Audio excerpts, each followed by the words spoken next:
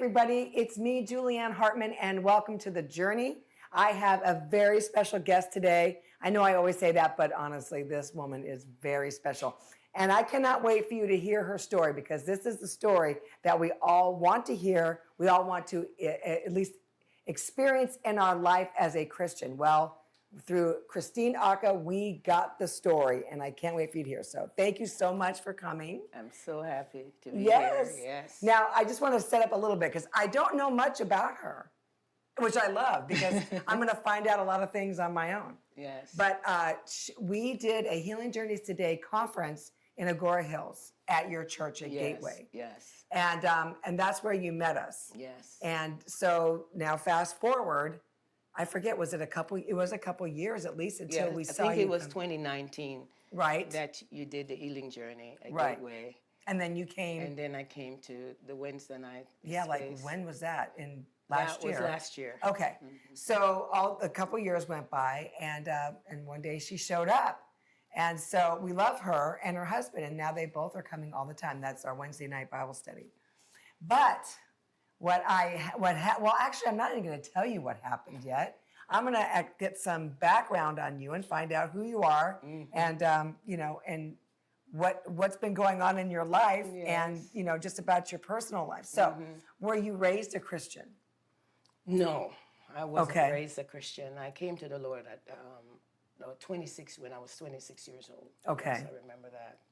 Now, you said you're from Jamaica. Yes. Okay, so is that where you came to the Lord, was in Jamaica? No, it was in Toronto. Well, it's funny because my mom did not go to church, but she would send us to church, because I remember as little kids, my three sisters and I would just go to this little church at the corner store. This is in Jamaica. So now we remember that, and we always laugh, because every week we would go up. When they do altar calls, yes. As little kids, we all would go up, and we laugh about that. Oh, that's so sweet. So your mom didn't go herself, but she sent her daughters. Sent us, yes. Well, that's awesome. So was there anything when you were there where you felt like a real connection, or were you just going just to go? Did you have a connection with the Lord at that point?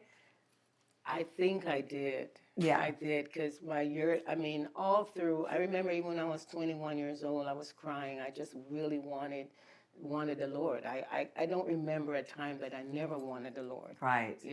I remember I did some classes, and it was a Bible class, and it was, and then they had like a exam for the whole country. Right. And mine was in religion.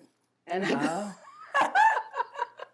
so I was always reading the Bible, even though it wasn't as spiritual it is now, but I was always reading the Bible. So all my life I was not drawn to the Lord. Yes. That's okay. Yes. So were you raised in poverty at all? And a lot of times people, say that, that they have started off in the beginnings where there was no money, nothing. This is so funny. We probably didn't, but I didn't know that. Oh, I love that. I never saw that, even though people would say things like that later on. I never saw my life like that, because we had one big room, and it was 7 of us in there, but I never really saw it. There was 7 of you in one room? One big room. There were 2 big beds. My brother was in the bed.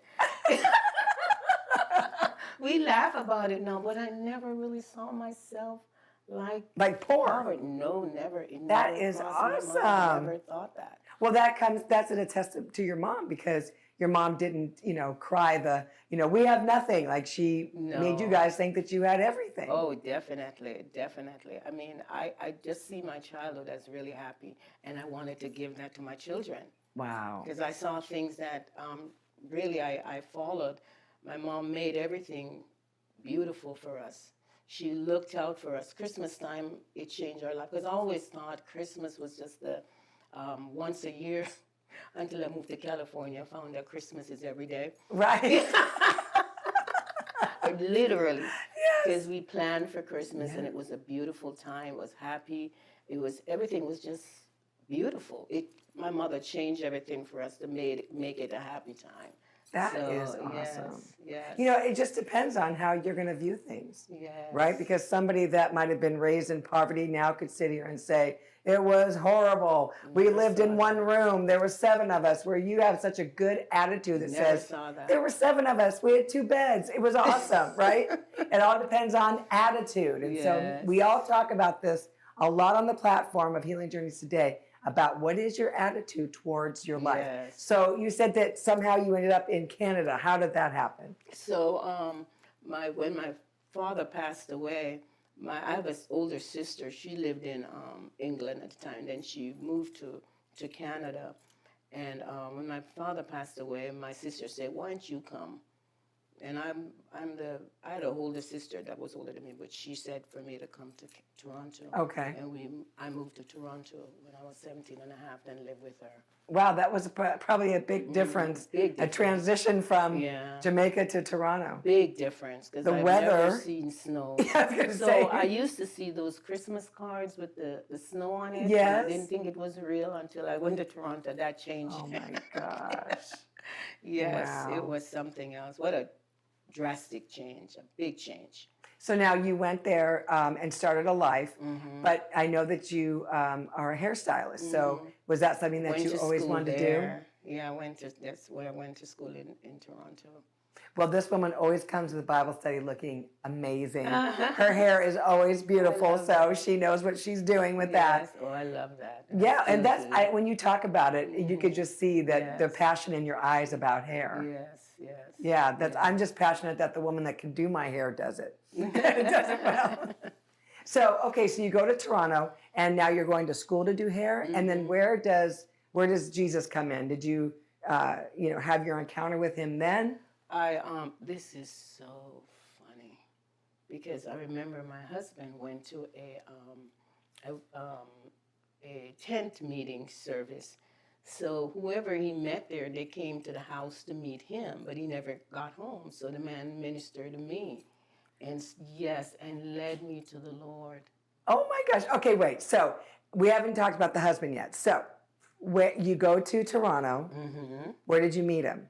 I met him in Toronto. It's Okay. so funny, and it's a great story too, because I was walking on this road. This is in my plus 20, actually 19 when I met him, and I'm walking with a friend, and I saw him. He saw me, and he ran. I walked by, and he ran and wanted to have a conversation with me. I looked up. I've never seen any eyes so pretty. His eyes were I've never seen anything like that. Oh my God. Yes. So he said, "We're having a party. You want to come?" And I went to the party, and we've been together ever since. Oh my gosh, I love that. Okay. Now nowadays that's not so safe. No, definitely. But I met a guy on the street and he invited me to a party. Yes. Those don't actually always work out. Well, No. wow. Now, Yes. what year was that? Do you remember? That was 1970. 1970. And what did your husband do? So you guys were both young, Yes, obviously. Yes, he was going to school at the time. Yes, he was going to school at the time. Yeah. So, and your husband, where is he from? He's from West Africa. He's from Ghana. All right. So there was probably a nice a transition that was taking place from from your lifestyle into someone his that lifestyle, was from yes. West Africa, and Yes. just the whole culture changed. Mhm, Was it a lot? definitely. Was it way different than what you were used to? Like food and just Yes, food was different, but it wasn't so hard, because he would learn teach me how to do his food, and he would be doing it himself. That's But awesome. it was different for my family also, because he was from West Africa, and they were, Did they accept him right away? my mom did. Oh, that's Yeah, my great. mom did. Yeah, Well, she loved him. What a great beginning to your life, you know? Yes, I mean, yes. it's awesome to hear that, because, a lot of people that come on the journey, their journey starts very young with a lot of traumatic things and tragedy and all of that stuff. So, Yes. okay, so your husband goes to a tent revival, or is going to Yes, go, and the yes. pastor comes to the house Mhm. to talk to him. Talked to him and waited and waited. Okay, and you were there. He did not show up, so I was there. And Now, did your husband do that deliberately? No, I don't think he did, but it happened. God had this amazing plan for me, because when this man, actually I was really reluctant, but I did it anyway, and he invited me the next day to this little. It was a house meeting, and it was just filled with people. People were just singing in the spirit and was just happy. But I remember this little girl, I think she was 14 years old, singing in tongues. I've never heard tongues before. I've never heard people speaking in the spirit or anything like that. But this little girl was singing in tongues. And I said to myself, whatever that is, I want it. Wow. It changed my whole life. Yes. That changed my life. Because when the Lord came in, I spoke in tongues for 2 hours. Wow. The electricity came into my body. My life changed then. Okay, so had your husband also got filled with the Holy Spirit? No. Okay, so how was that? So what happened was with him, he's a Catholic and he didn't want to change. Okay. He was just this big Catholic, even though he would go to evangelical things, but he wanted to stay a Catholic. It was when we moved here to California, that's when he made his own decision. Yeah, Oh, came wow. to the Lord. We went to church on the way. Oh. Yes, he went to church on the way and accepted the Lord, and his journey began. That is awesome. Yes, So, yes. okay, so what happens now in the house? You're speaking in tongues, praying in tongues, singing in tongues probably, and your husband's like, what are you No, doing? he didn't go. No, I'm saying, but weren't you in your house after that? Like just on your daily life? Yes. How did he handle that? Well, you know what, though? He tried to stay away because he's this really tough Catholic. Okay. He just was. So he didn't really want to notice that. Right. Because he was not going to change. Okay. He's a Catholic, and so he just. He was going to hold on to his traditions and all that stuff. So I ended up, after we had kids, I started going to church, and he would go to Catholic church once a year because he wasn't going every Sunday or anything. So now you guys are in Toronto. When do you move to California? We moved to California in '83. Okay. And you said you have 2 kids. We have 2 children. Okay. Boy, girl? Bojo and Nanette, a boy and a girl. My daughter's older, and my son is a little younger. So they're Canadian citizens, They're obviously. Canadian, yes. Do they still live there?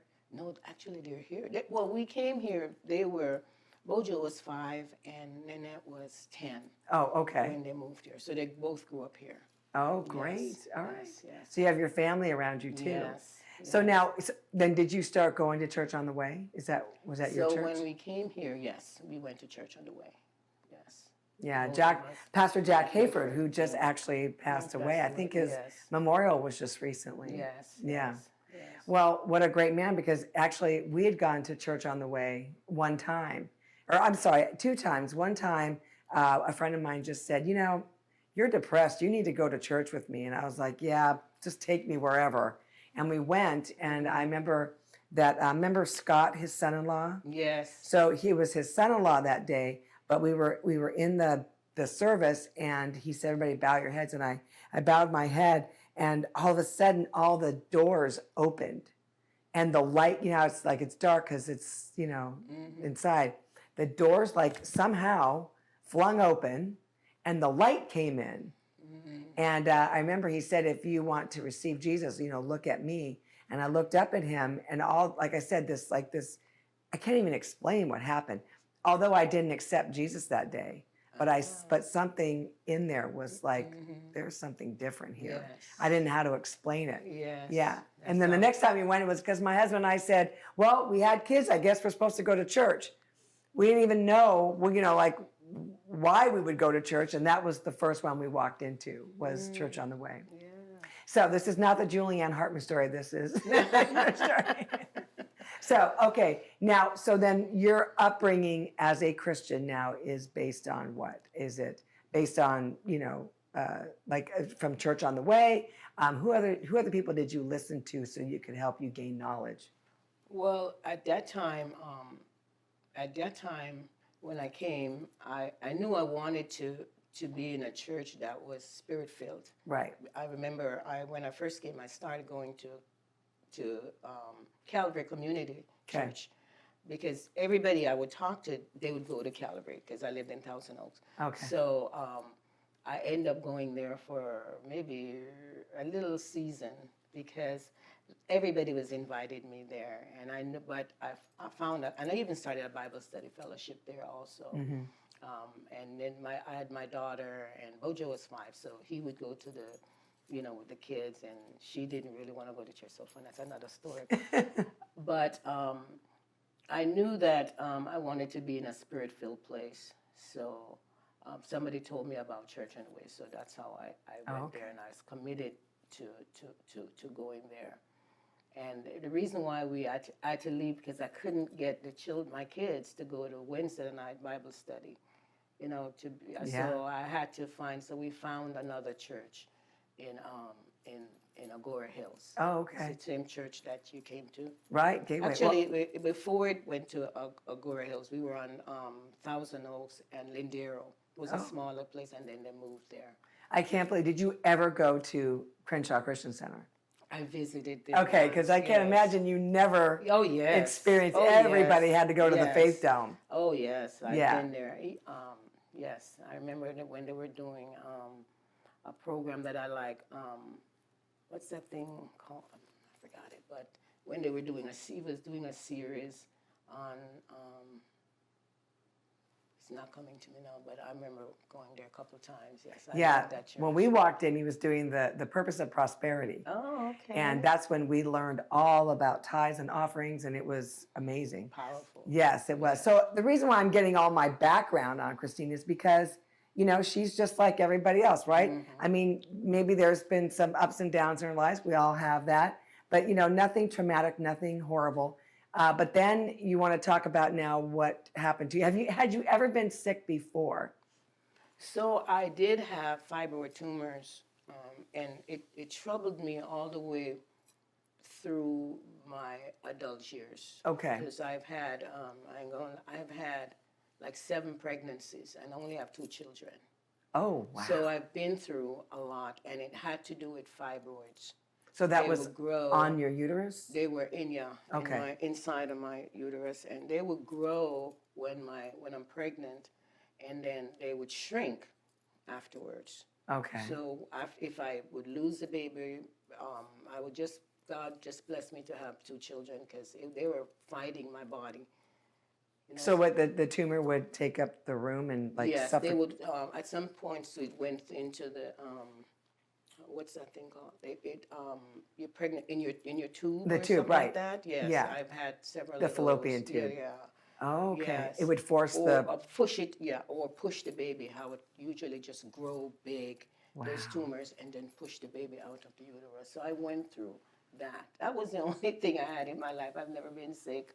How did you? So would your stomach look like you were further along? Well, later on in life, I had to have myomectomy because the tumors. I remember when my daughter got married. You could see them in my dress, literally. Oh, you could see it. They were just growing and bulging and going on. They didn't hurt. I didn't have any pain or anything like that. I was going to leave them there until I went through menopause because they said. Usually they start shrinking, but they didn't. So I had surgery and removed 14 tumors. 14 fibroids from my uterus. Yeah. Oh my 14, God. yeah. Wow, that would be like yes. Did you feel uncomfortable all the time? No, they were weird because it was when I went to get a massage, and when I lay on the thing, they just went up like the guy said. Because obviously I was in my 50s at that time, so he's like, I could not be pregnant. Oh my gosh. Yeah, go do something about it. So how far apart are your kids in age? They are both 5 years apart. Okay, so you had multiple miscarriages in between. Yeah. Okay. So let's get to the part where I know you guys are waiting for to hear, which is a cancer. And so how did you discover the cancer, and what was leading up to that? So I remember feeling a little knot, just like the time when I remember feeling it in my uterus. The first I remember with the fibroid tumor. I remember that, and then I remember feeling this little thing my breast and start praying over it. But I live a life of praying over myself. Anything I feel, I've never really. I just start believing God for my healing. Yeah.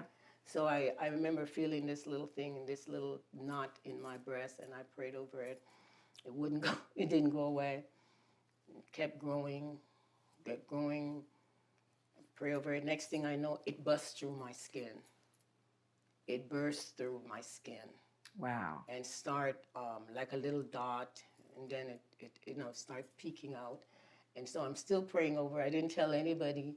I started praying over it. I remember I went to doctor, and I wasn't going to tell him because I'm believing that my doctor lives inside of me. He's going to heal it. And so I didn't say anything to her. And next thing you know, it was there maybe like 7 months before it just bust out. And once it bust out, it just started expanding. It just started growing. Wow, it sounds like something like Mike Hoesch had on our platform, which was, I forget the name of it now. It's like this long neoblastoma or something like that. Yes. So it came out, and what was going on in your mind? I was still believing that God's going to heal me. And I was thinking it was a tumor from those. Okay. That's what So I were was you thinking. really weren't afraid then? No, I never was afraid. I just thought it was a tumor. Like what I had here, because they said it could come any place on my body. I never thought cancer never came to my mind. Never came to my mind. So it busts, so it grew so large that I remember just brushing against it, and it started bleeding, spurting up blood, and I got really scared and frightened. So as a matter of fact, I told Joe, and he said, you don't want to go to the doctor? I said, no, God's going to heal it. God's going to heal it. And Joe's her husband. Yes, my husband, Joe. And so it just went out of control. It just literally take up the whole top of my breast, start bleeding and just dripping. Now and then it started to drip like pus coming out of it. Yes. Oh my But I thought I said, oh, maybe it's those babies that I lost and all that milk that didn't come out. I started thinking like that. Yeah. Because cancer was just not going to be. Yes, there was the cause. The milk ducts in there, and so I go, maybe that's what it is. That colostrum that's in. I talk to myself like that. Right. But anyway, it got really, really bad where I couldn't control it now. The blood was just spewing out all the time. So I went to Los Robles. And when I went to Los Robles, one of the doctors said to me, you have breast cancer? I was like, I don't know what you're talking about, but you don't know me. Yeah. No cancer can be in me. Get out of my face. I'm not listening to you. You have breast cancer, he said. You have breast cancer. Anyway, I wasn't going to buy into that. Anyway, he brought about 4 other people to me and said, you have breast cancer. You're going to have to deal with it. They're saying you're in denial. Yes. So the next time I went home, and I still didn't receive that I have breast cancer. I went home, and that thing started again. This time, I didn't know how to compress it because you had to learn how to compress it, that the blood doesn't come out. So I went back to Los Robles again, and in ER, guess who showed up? That same guy. I'm hiding because he's going to tell me I have breast cancer, and I don't want to deal with it.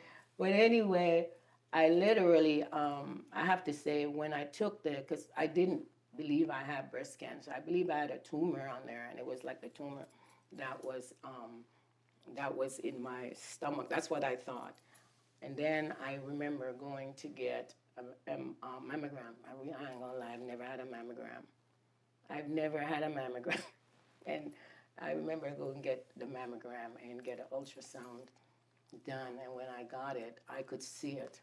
It was on top of the tumor. It was in the tumor on top of my breast.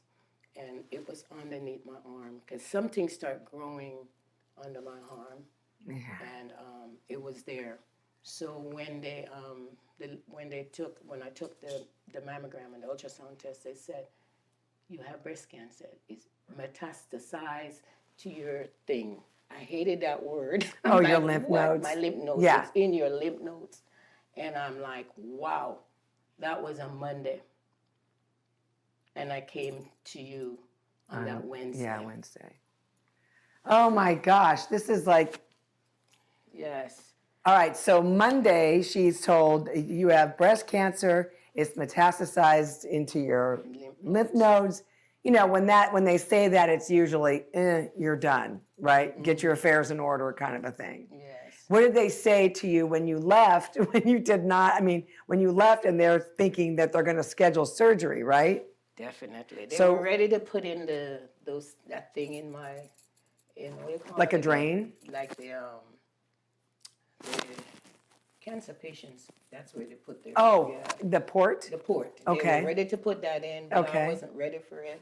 I really wanted to get prayed for first. I ain't gonna lie. I just love believe that about you, though. Yeah, I really believe that God has this thing for me, and I don't think that I can be sick or anything. I don't live in sickness. I don't walk that way. I don't speak that way. You know, so I just knew that there was something else for me. Even though I had people pray for me, they were praying for me funny, and I didn't like it. That's why you got to be careful who's praying for you.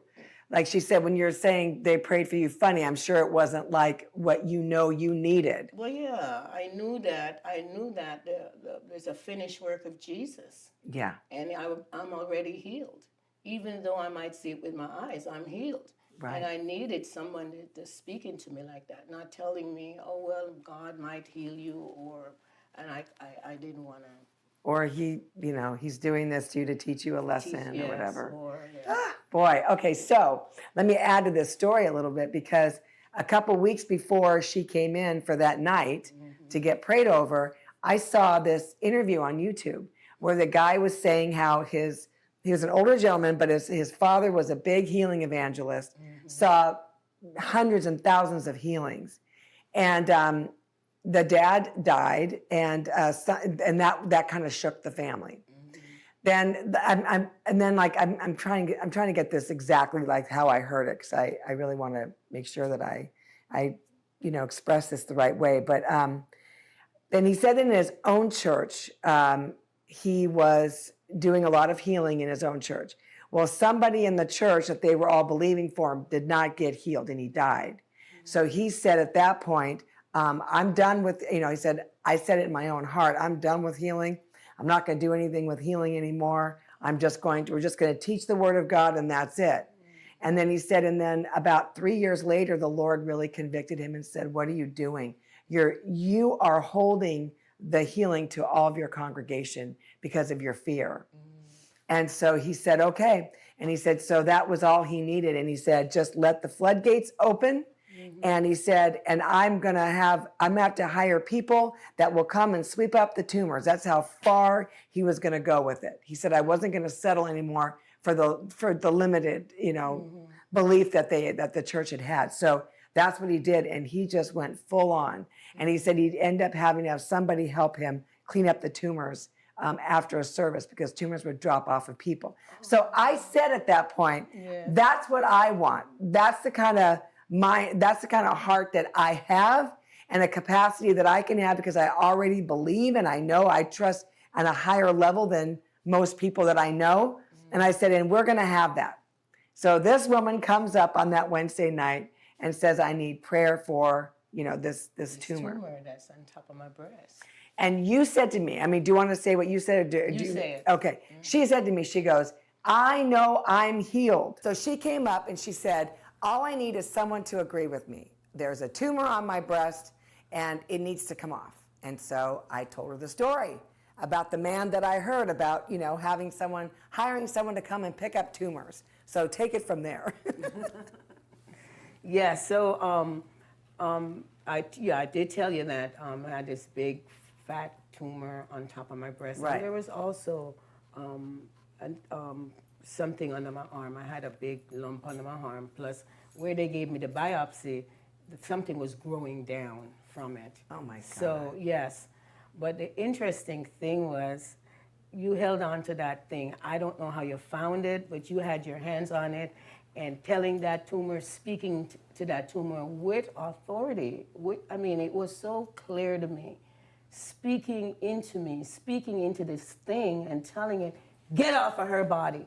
Yeah. You are falling. As a matter of fact, you say, you're falling off on the floor. You're falling off.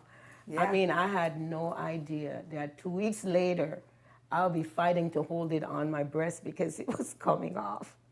Okay, and that's what was so weird about it was I grabbed it and I thought it was a drain or something. Like, I didn't know what it was, but it was hard. And so in my mind, that's what I thought. But as she said, it wasn't. It was something hard that was growing alongside of the other tumor. It's like one was like watery and the other one was hard. Man, this is so awesome. So, what happened? So now, 2 weeks now, did you go to the doctor from the time that you were prayed for to the time that it fell off? No. Okay, you did I not didn't go. I went after. Okay. This was so interesting. So it fell off that's one Sunday morning. Okay. I was trying so hard to hold it on because I needed something to cover that big old Oh hole. my gosh. There was a hole that was left in there. It fell off and I took picture. But do you know it was the cancer? Yes. That thing that fell off of my breast was all the cancer. It was all the cancer. It was encapsulated in one. In that thing. Wow. And so I remember this one just disappeared.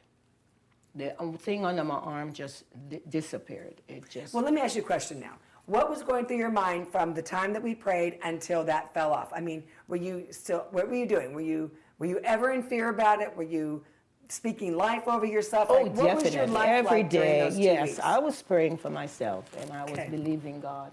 That I really believe that God is such a good God, and He wants Yes. to heal us. I've been waiting for that. Yes. I've been waiting for that. So, yes, I was praying over it. I was believing that it was going to fall off. I had no idea how, but I just knew that it was going to happen. Isn't that crazy? It's I like, know. Were you ever trying to like see it as a vision in your head? Like, what is this going to look like if it falls off? Because that's what I think about sometimes. Like, what does that look like? Does it just go plop like out on the floor? I know, and it kind of did plop. Wow. The only thing is, I had no idea there would be a hole in my breast, because you could see down inside of the breast. Oh my gosh. Yes. When that came off, you can literally look inside of my breast, down inside of it. So it was deep. It was deep, and all of it just come right Okay, out. so no one can argue this point. I know we have a lot of people out there that believe all kinds of crazy things, but no one can deny this. No one. Because a tumor doesn't just fall off and leave, I mean, it's not like, well, she had surgery. If she had surgery, she wouldn't have a hole. Mm-hmm. And it's funny too, I had to go look for help with it because Yes. it was a sore on my breast and nobody could relate. They've never seen anything like that. What'd they say to you? They couldn't, all the doctors, it was just, we've never seen anything like that. We've never heard anything like that. And I'm pretty sure it's happening because I've heard people say it. But Yes. They didn't know about that. They didn't know that could happen. But finally, people start believing, yeah, God did it.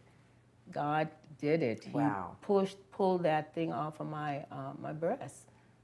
That is awesome. And so, listen, for all the million cases where, the doctors are, people are coming in and have cancer, because there's not that many believers out there that are going to believe this.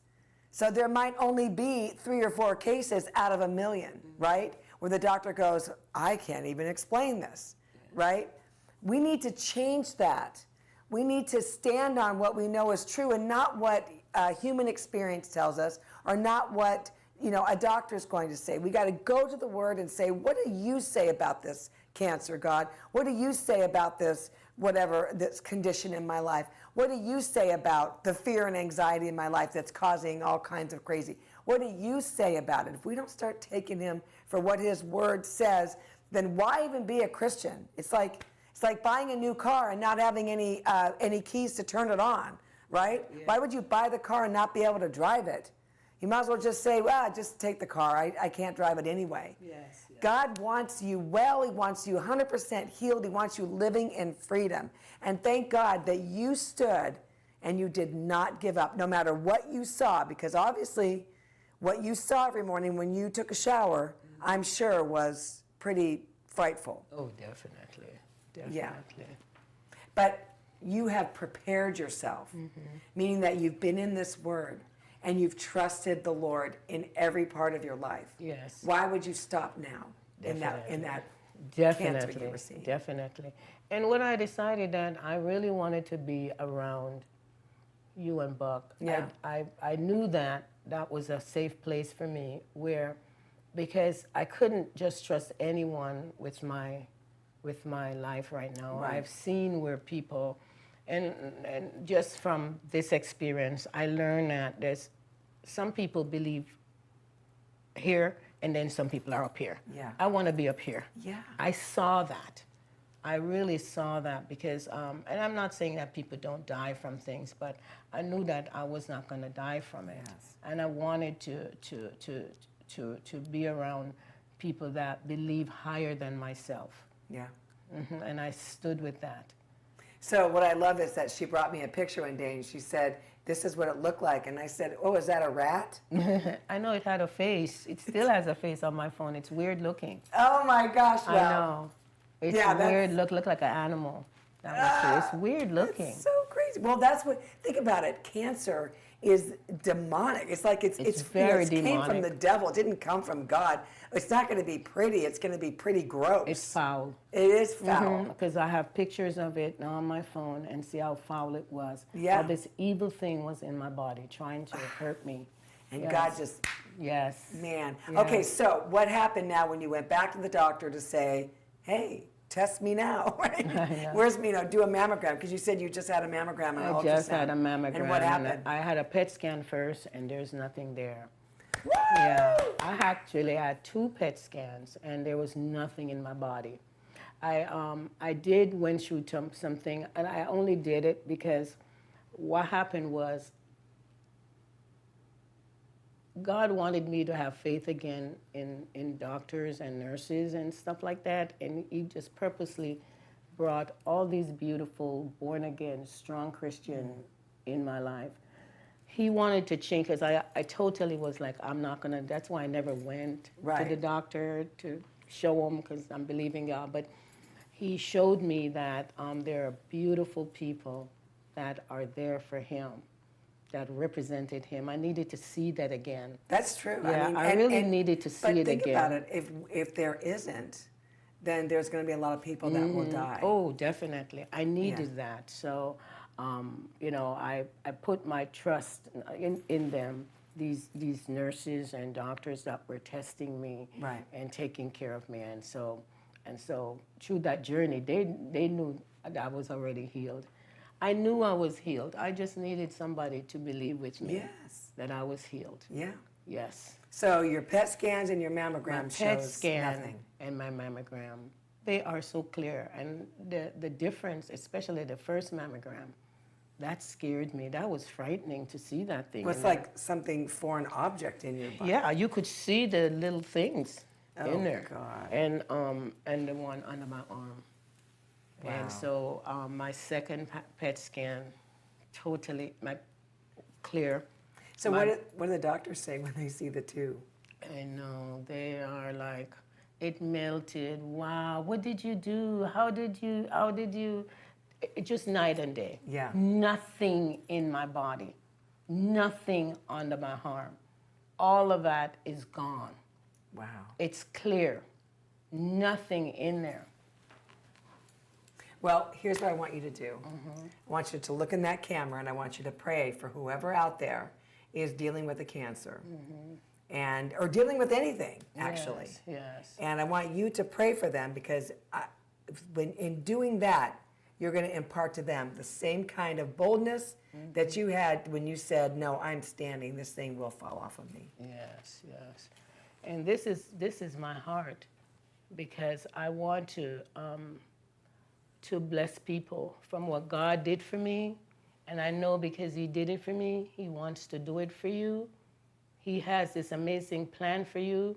He wants you to learn how to trust him, put all your faith, all your hope, all your aspiration, every single thing in him. He's really wanting to teach you that. And no matter what you go through, he is greater, he's bigger. He is bigger, and I learned it through this process. There's no one bigger than Jesus. When I want to cry, I want to hurt, I remember him. He's bigger than my hurt. He's bigger than my pain. He's bigger than anything that would want to overpower me. Jesus Christ is bigger. He's greater, and he wants us to get a hold of that in our spirit so we're not moved when those things try to come on us and we feel like we're hopeless or we're going to die. I never felt like I was going to die. It's weird. I never felt any of those kind of things. I could always say, Jesus, you're bigger than my feelings right now. And right away, I'll be okay because he lives inside of me. He lives inside of you. And he wants you to know that he's right with you. And when you catch a hold of those kind of things, it changes your life. This thing that want to magnetize and feel like it want to overwhelm you, become a little thing. You will experience that. It's a little thing. And Jesus Christ magnified in your life. Wow, and you begin to speak it. Father, I just praise you and thank you. You're so good. There is none like you. Thank you for sending Jesus. Thank you for giving us this life, this abundant life. You said, I come to give you life. And I come to give you an abundant life, a big life. So we want to experience this abundant life, and it's through Jesus Christ. I thank you today for anyone who's watching, God, that they'll experience that life that you call us to live. It's a big life. Thank you for anyone who's struggling today. Thank you that their struggle is really your struggle, and you don't struggle because you've given them the power to overcome anything they may go through. Thank you for them. God bless you in Jesus' name. Amen. Well, thank you so much. This was awesome. I hope you got so much out of this. What an amazing woman with faith that said no. And I believe that because of what she just imparted to you, that something has changed on the inside of you that made you just now go to another level. Amen. So thank you guys so much for watching. You can go to healingjourneystoday.com and check out everything that we have there, our schedules, our, just the teacher lineup and all the great things we have in store for you because we have a lot of fun things coming up. And so I will see you next time on the journey. But I love you all so much, and we can't thank you enough for all of the encouragement, of the emails, of just, I know that you guys are out there and you are being fed, and you're being fed top USDA choice meat. Amen. Every day. So we'll see you next time on the journey. Bye-bye.